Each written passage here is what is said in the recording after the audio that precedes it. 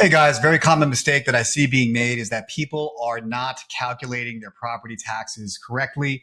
So whether you are getting ready to buy a house or you own a house or you're selling one to buy another, you're going to want to be able to accurately estimate what your property taxes might be.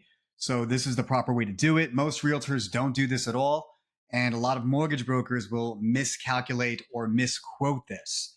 They're not known for giving accurate tax estimate quotes. So this method works pretty much anywhere in the United States. As long as you have an internet connection and an address and a county, you should be able to do it. So first, let me show you the common mistake that gets made, and I'll show you exactly how to fix it moving forward. So first things first, I just go to Zillow. And here on Zillow, we have an address that I just went ahead and pulled up. This is the address. And what most people do is they'll scroll down and they'll look at the property information and they'll come all the way down here and they'll find tax history. And this is the mistake that they make. What they'll do is they'll say, oh, I can see here in 2023, it was 5,100. In 2022, it was 4,800. In 2021, it was 4,700. So I guess my taxes, when I buy this property in 2025, might be around $6,500, give or take. That's what they'll do. That's wrong. They should not do that. It is not right, not even close to right. And that's the common mistake that most people do is they'll look back at the tax history and they'll run with whatever taxes are here and they'll use that for their quotation. No longer will you be doing this. Okay. So here's what you should do instead. You're going to take the address or the city. You're going to take the city. You want to locate what county is Coconut Creek located in.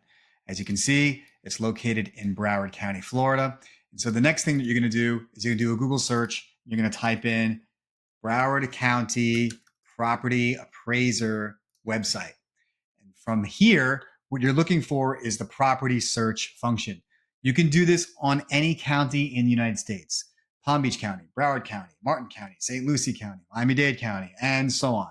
So we're using Broward County for today's example. So you can click on property search. Now, every county's website is not identical. So if you do a search in your county, it's going to look a little bit different. Some of the buttons are not going to be in the same place, but for the most part, it does follow the same suit. So the easiest way to search for a property is by searching by address. We're going to go ahead and put the address information in. And notice in the red, there's instructions. They make it dummy proof for us so we don't mess it up. So in this particular example, what it's telling us is it's saying do not use the letters ST for the number 51. So Northwest 51st Court, don't say 51st. Instead, say Northwest 51 Court. When you do it like that, the information you're looking for will come up. All right, Creek, and we're going to hit search. Now, this is the property information, the public record. Now, somewhere on this page, usually it's somewhere at the top, it might be somewhere way down at the bottom, but you're looking for a hyperlink. And the hyperlink that we're trying to find is going to say something to the effect of tax estimator. Okay, that's what you're looking for. So grab that link, tax estimator. Now, from here, what you have to do, let's move this away. What you have to do is you're going to enter in what you think the purchase price will be. Now, in our prior example, we can see that there was a purchase price for $650,000 back in 2023. So let's just pretend that we're going to buy this house for $700,000 here in 2025. All right. So let's just go ahead and use that exact same example. $700,000 is the purchase price. And then what you're going to do is you're going to check any of the boxes that may apply to you. Now, most of these boxes probably don't apply. They're very uncommon for them to apply. But if they do, just go ahead and check the box because it's going to change what your tax exposure will be. The first is the most obvious, homestead exemption. Is the property your primary residence or not? If it is your primary residence, then it is your homestead and there will be a homestead exemption. That's a good thing. That means you get a tax break. So go ahead and check the box if it is your primary residence. If it is not your primary residence, if it is a rental property or a vacation home or just a second home or whatever, then it is not your homestead. It is not your homestead exemption, and therefore you would leave the box unchecked. If it is not your homestead, if it is not your primary, and if it's a second property or an income property, there will be a higher tax rate applied. So it's important that you check the right box. Any of these other boxes may pertain to you. Go ahead and check them also. And then what you're going to do, somewhere on the screen, there'll be a calculate button. You'll click the calculate button, and then right here is where you're going to get your tax breakdown. As you can see on a $700,000 purchase, let me just change the number real quick, 650. Okay. I just changed it so you can see how the numbers were modified. Let me change it to 700,000. Boom. You can see on a $700,000 purchase price for a property that's homestead is going to be roughly almost $14,000 tax. Okay. That's going to be your property tax, ad valorem tax. Now, full disclosure, I do not give tax advice. I don't give financial advice. I don't give legal advice. So you should always consult with a legal professional, tax professional, or a financial professional whenever having any of those forms of advice.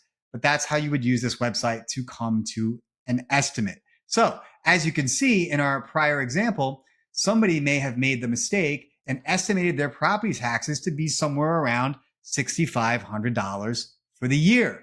But as you can see, when you use the estimator, the calculator, you can see it's substantially higher than that, more than double than $6,500. Okay. So it's closer to $14,000 is what you can see here. Now, the exact same will follow suit for any other county you might go to. Let's do another one just for example. I'm trying to think of another address somewhere, like anywhere in Boca. Like here, let's just make it up as we go. Palm Beach County Property Appraiser. Let's go here. And I don't know. Let's see. Let's just start typing an address. I'll start typing the same one. Here we go. I have no idea what this is. I don't know who lives here. I'm just going to type it in. All right, boom. Now, these folks, let's see.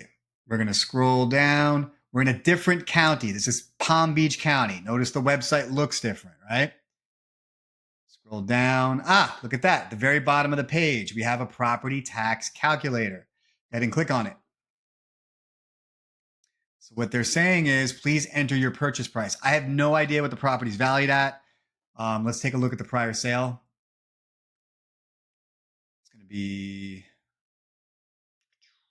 right here.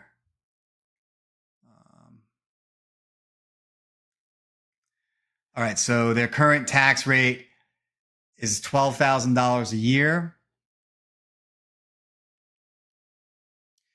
The assessed value $632,000. The appraised value $755,000. Let's pretend we buy the house for $800,000. Okay. So what we'll do is we'll go to the property tax calculator. We'll type in $800,000, and it's asking us, is it the homestead or not? Yes, it is my homestead. If it is, appropriate taxes, no homestead. That means if it's not your primary residence, $16,000. If it is your homestead, it's a little bit less. It's $15,000. You see that? That's how you accurately calculate your property taxes. Don't rely on your realtor to do this for you. Do not rely on your mortgage broker to do this for you. It is your responsibility to know and figure out these things for yourself. Hope it was helpful. If you liked the video, be sure to give a well, you know what to do. Subscribe and give it a thumbs up. Many blessings.